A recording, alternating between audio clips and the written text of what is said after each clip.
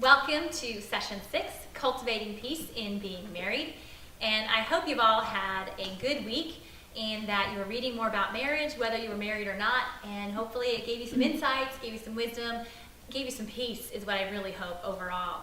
Last week we did a lot of talking about cultivating peace and being single. And for those of you who are single, I hope it spoke to your heart to let you know that you're not, a second-class citizen like I shared last week. But we are all equals in all of this.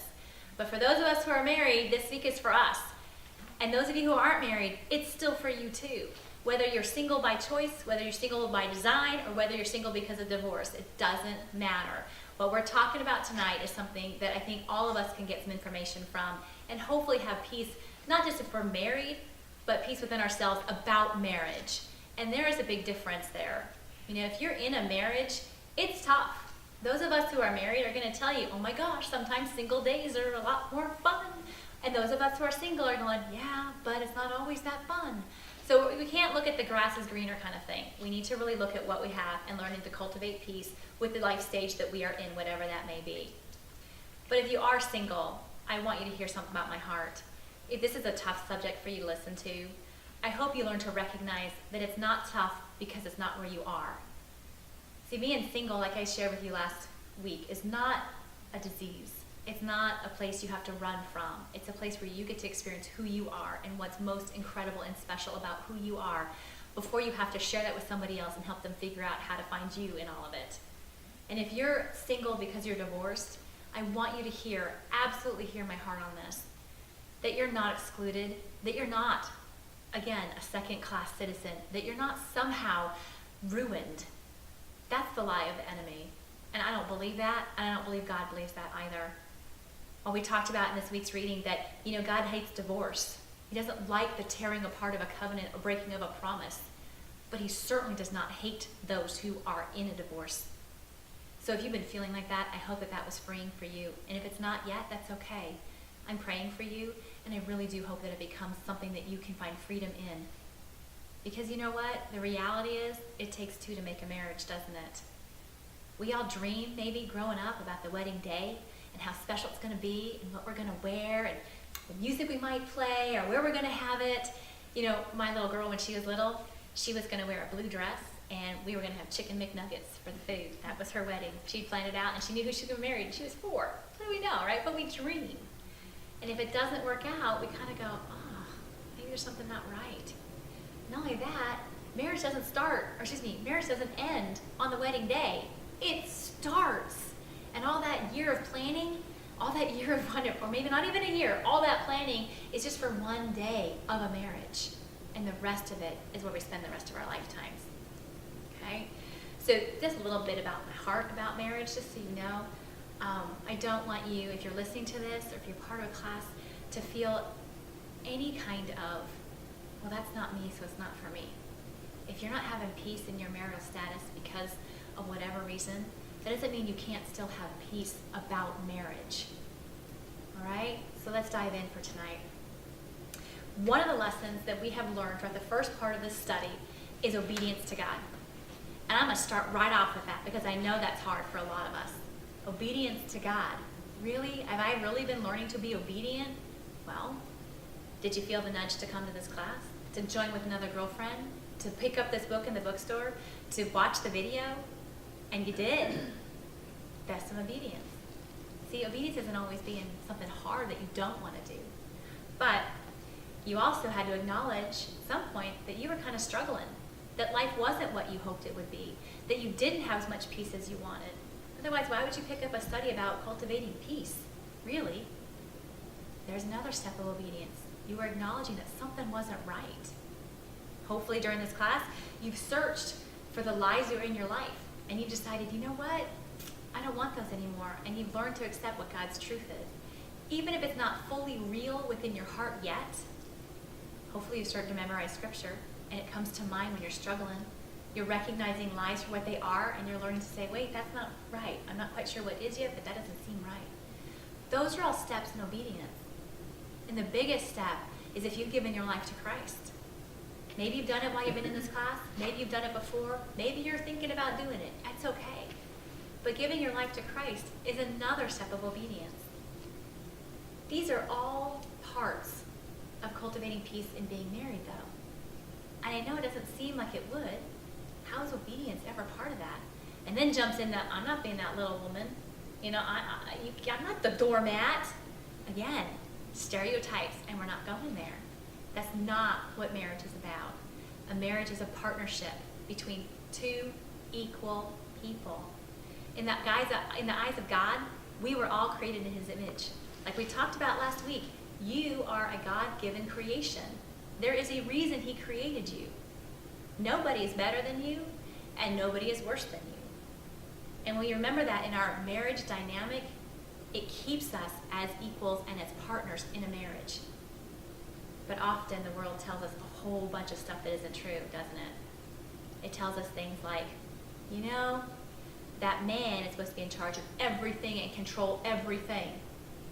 Do you know that that's not biblical submission? It has nothing to do with a biblical marriage.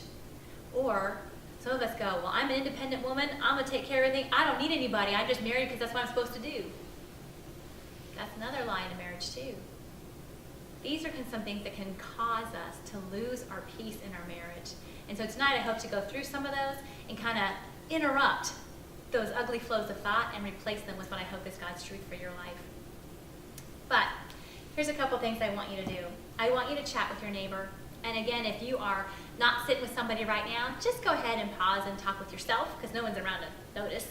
But, meet with a friend later this week. But I want you to think about what has happened to you in the first part of this study.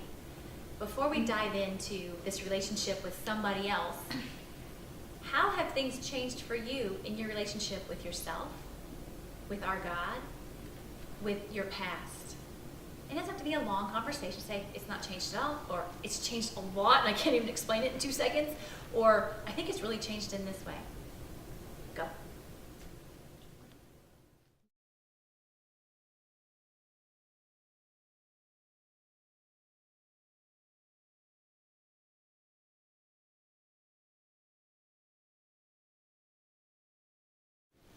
I hope you had a good discussion, and I hope you didn't feel like we got cut off too soon. But I do have some other information I'd like to share with you tonight, besides where you feel you're growing. First, if you're not married and you're in this class and you're listening to this advice, I want you to hear something. What you're going to hear tonight can be used in your future marriage, should that be the case for God, that he has in store for you. But as a single woman, you might get some other women coming to you complaining about their marriages and not quite sure how to fix them and not quite sure what to do about it. Can I just say that maybe you can tuck some of the stuff away for if that day ever comes? And those of you who are divorced who are in your class, if you're experiencing regret or guilt or pain or, I don't even know, I like the word ugh. If you're experiencing any of that stuff based on the material we're going to hear tonight, please don't take it as personal for yourself. Please don't take it as an attack on what's happened and who you are and what's going on in your life. If you think there's something you need to go deal with it with God. Absolutely lay it down and say, God, maybe I screwed up and I'm sorry. But if you haven't, please don't take guilt. Guilt is not from God. It is from the enemy, and it's not designed for any of this whatsoever. I really, truly am here to try and help you cultivate peace with marriage. And if you're divorced, it's a really big wounded spot for you, and I get it.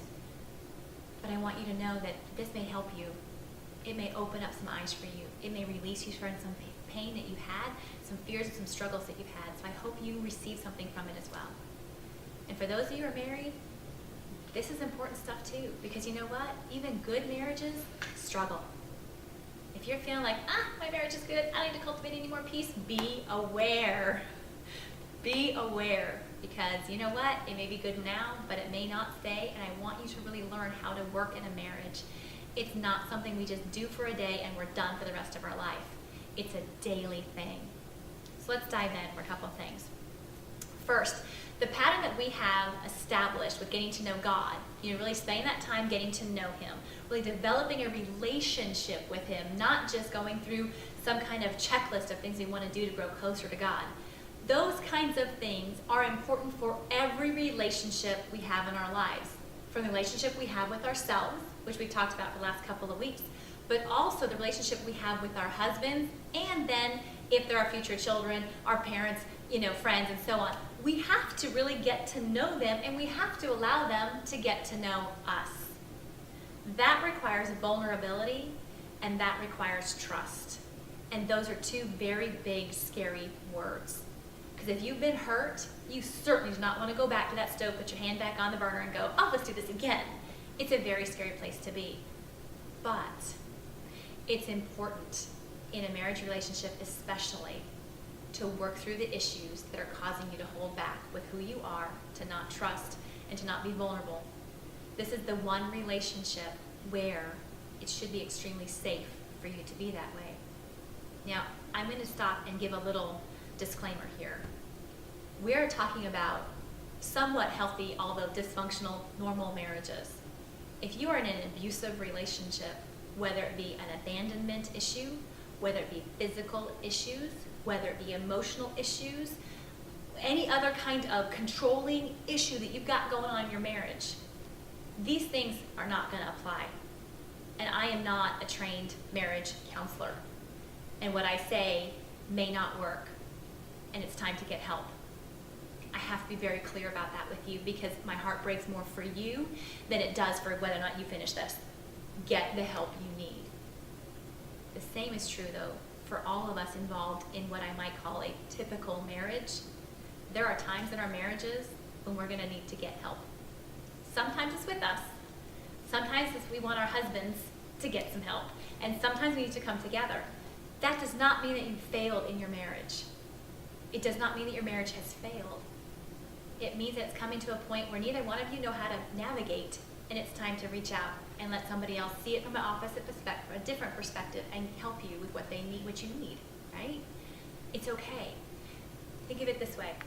You came to this class or you picked up this book because you thought, you know what? I really want some more peace. I got to work this out. Well, it's the same in a marriage relationship too. Now, I will tell you too, if your husband's not willing to do any changing, if he's not willing to work on anything that's destroying or destructive in your marriage, that's a conversation for you to have with you and a trained professional about what to do and how to handle that. And please hear me on this. Find a trained Christian-based perspective professional. Because the world will tell you, just toss it aside. And I'm not trying to say that may not be the case for you. But a trained Christian, Bible-based perspective will give you the peace that you need, that what you're doing is following God's will, which is what we've been working on, right? So why throw that out now? All right, now, I want you to understand some truths about marriage. Number one, you cannot fix your husband. You cannot.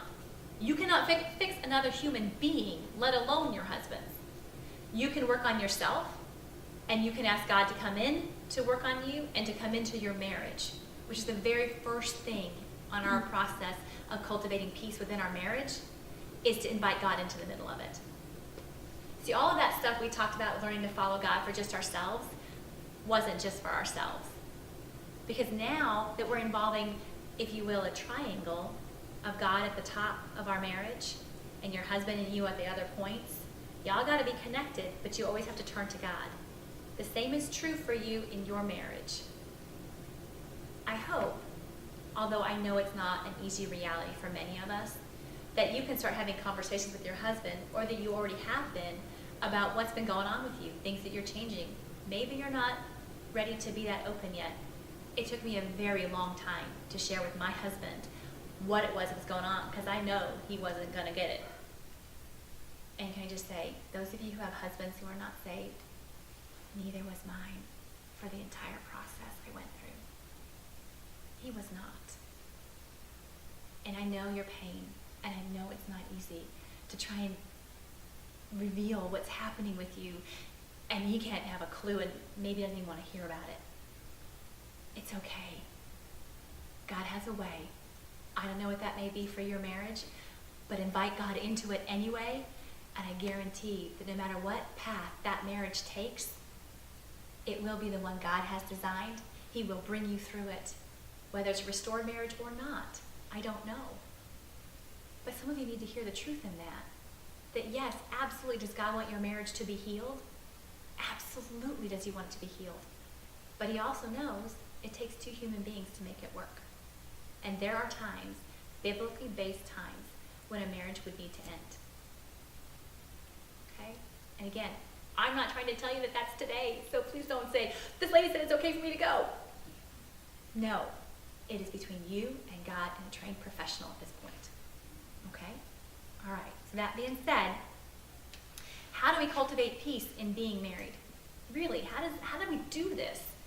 Well, first we have to accept the truth. Number one, our husbands are sinful creatures, just like we are. Just like we are. They are going to make mistakes. They are not going to see things your way. They are going to want their own way.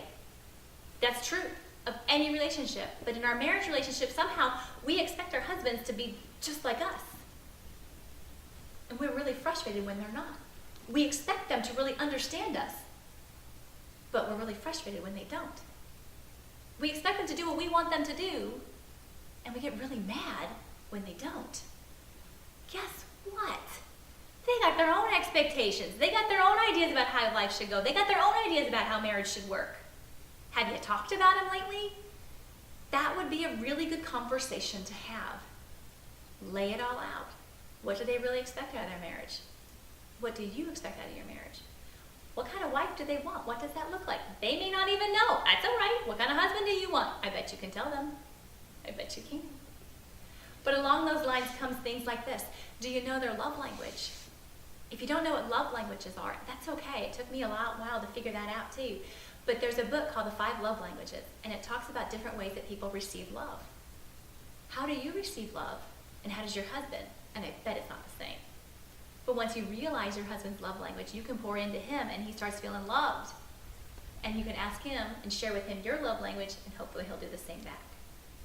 What's his personality type? Florence Littauer is a great resource on personality types. And we all are kind of wired a certain way, and we react to situations a certain way. Well, if you're reacting one way and your husband's reacting the other way, and neither one of you can see why the two of you aren't getting along, it could be because you're reacting in opposite ways and need to understand why the other does what they do. Marriage, saving, knowledge, right? These are some things for cultivating peace in your marriage. And the only reason I share them with you is because they worked in mine.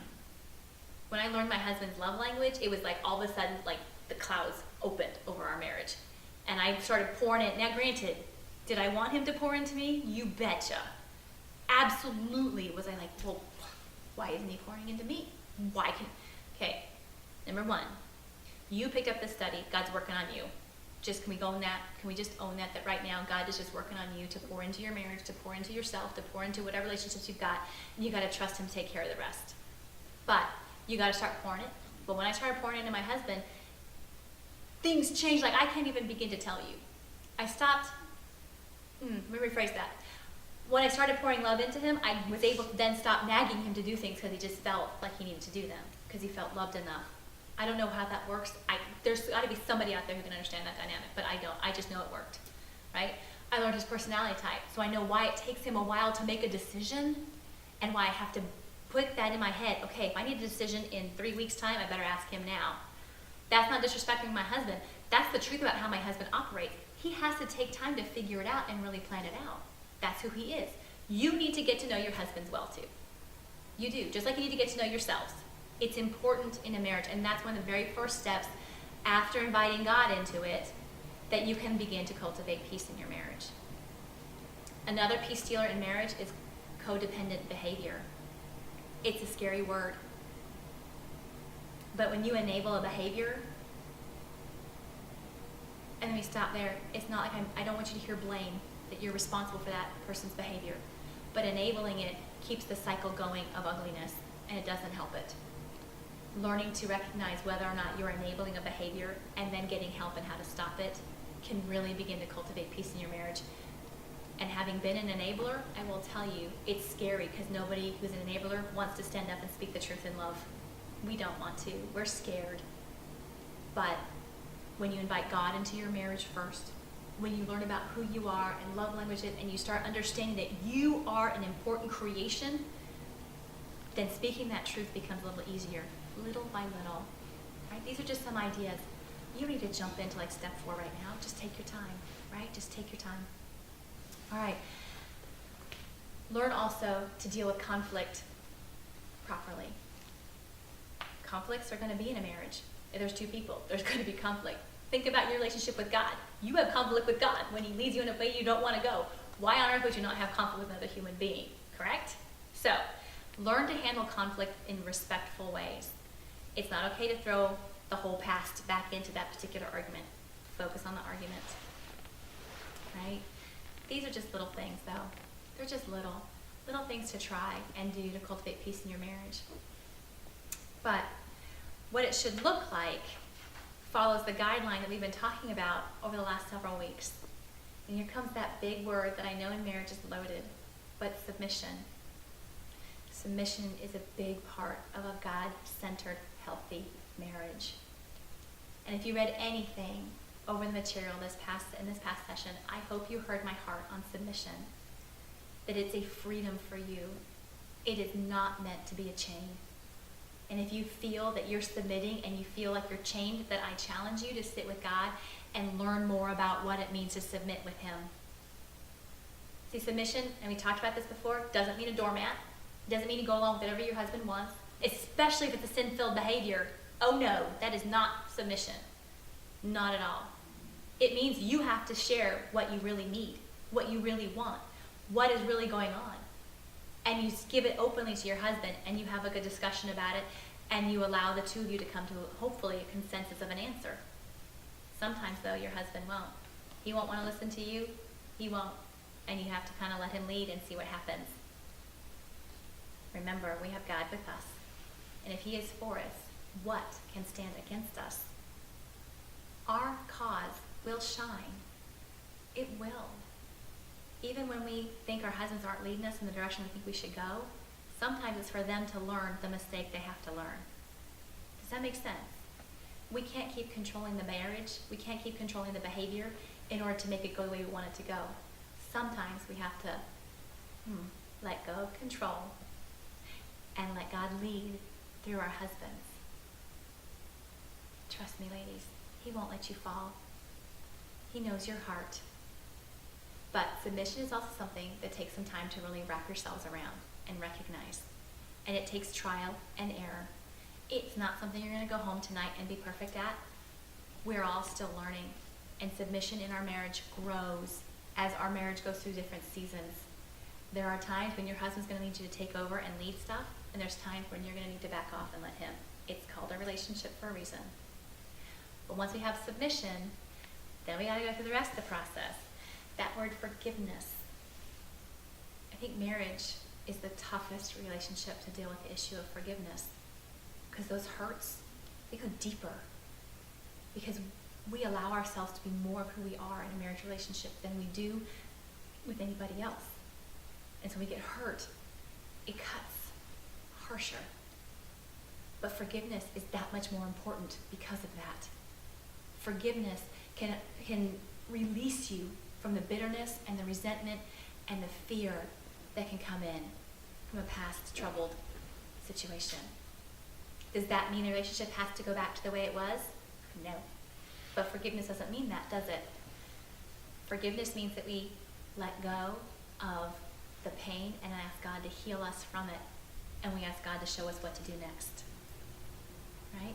In a marriage, it can absolutely break down strongholds. If you've been harboring bitterness about something your husband has done, can I ask you to spend some time with God and ask Him to help you let that go and see what He does with it? Truly.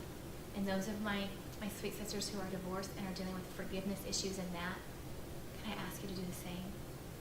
Just because the marriage is over, it doesn't mean you don't have forgiveness issues. They're still important to deal with. And then we need to offer our husbands respect. And this was a big one for me, because I thought, well, why should I don't give them respect? We're equals in this marriage. What's that about? But see, here's the deal. Men, when they feel respected, they feel loved. Women, we need to feel loved before we feel respected. I don't know why God did this. Sometimes I wish I could go, what were you thinking? But it's a beautiful connection, isn't it? Because learning how to respect our husbands requires we have to understand God to be able to do this. He created them. Okay, let's start there, right? But respecting our husbands means respecting what they do for us and for our family, even if it's something small right now. And you can only think of the fact that they, drive their own car and don't use your gas. Okay, that's all right. Sometimes in our marriages, it's really hard to figure out ways to respect our husbands.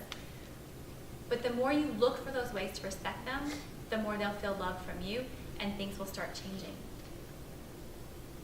And that leads us to the last step, which is that intimacy.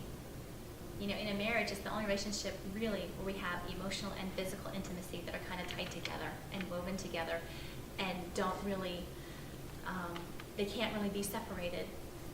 For women, we really need to have that emotional intimacy before physical intimacy is something we feel comfortable doing. We don't really want to just be physically intimate. We want that emotional connection. Well, men aren't that way. They prefer the physical connection, and then the emotional maybe comes afterwards. I don't know why God did this, but he has. And so instead of fighting it, let's try and develop it. How often do you do things your husband likes to do? For me, I hardly ever did. He put on football, I'd walk out of the room. He'd go play golf, I'd be mad. Truth, absolute truth. But if he didn't want to come out and do something I wanted to do, I'd get pissed off at him. Oh my gosh, the biggest deal ever. You mean you don't want to come shopping with me? I wasn't pouring into him the way he needed me to be, so why on earth was I expecting him to pour into me? It's true though. The minute I started learning golf, still not quite sure why, but the minute I started learning golf, the minute I started figuring out about football and a couple other things he was interested in, guess what? Now it's not such a chore for him to do the same back. Again, ladies, I know it's painful for some of you who are in marriages. You're like, I just want him to love me. Why do I have to keep pouring out? I cried those same things out to God. Why me? But for whatever reason, God has chosen you to develop this first. Maybe because you're stronger. Maybe because you're somehow better wired at this time to be able to understand how to keep your marriage working and flowing and growing. There's something beautiful in that. Let that maybe sink in and heal your brokenness.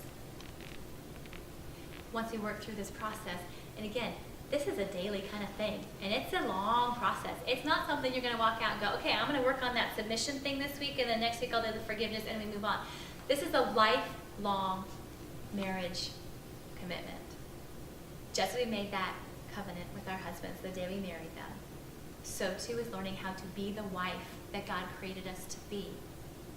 And when I remember that I'm not working for my husband necessarily, but I'm working for God, who created me, who chose me, and yes, sometimes I question it, to be the wife I am to the man I'm married to, everything changes. I want to honor God with that. And I can when I turn to him first and when I allow him to walk me through this. I hope this has somehow given you closure with this particular week.